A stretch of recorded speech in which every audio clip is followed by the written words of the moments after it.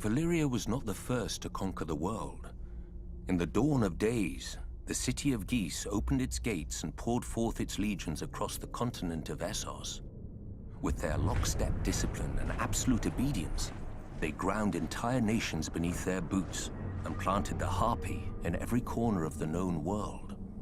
What they didn't destroy, they chained. Slavery is as old as man, but until the Giscari, it was never an art. The slave lords grew rich and fat as pyramids were raised around them, pleasure houses were filled, and fighting pits were opened.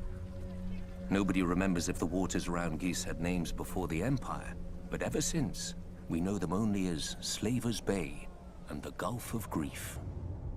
Of Ghis, however, nothing remains but ruins, where end all great civilizations. 5,000 years ago, Valyrian shepherds stumbled on strange eggs, and within a few generations, an upstart Valyrian freehold rose across the sea. 5 times did the Giscari contend with Valyria, and 5 times did they go down in defeat. For the freehold had dragons, and the Empire had none. The best of their legions burned, the others broke. The brick walls of Ghis were pulled down, the streets and buildings turned to ash, and the very fields sown with salt, sulfur, and skulls. Yet the Empire was not wholly destroyed. Astapor, Yunkai, and Meereen, once lowly colonies along Slaver's Bay, survived, and even thrived.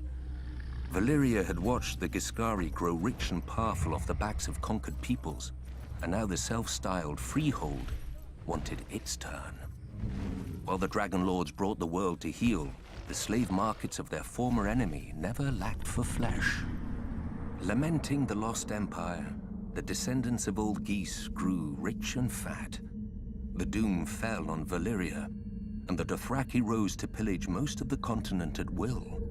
But gold-laden Astapor, Yunkai, and Meereen continue as they have for thousands of years, untouched. For even the Horse Lords understand what the Giscari taught Valyria so long ago. What good are slaves without slavers?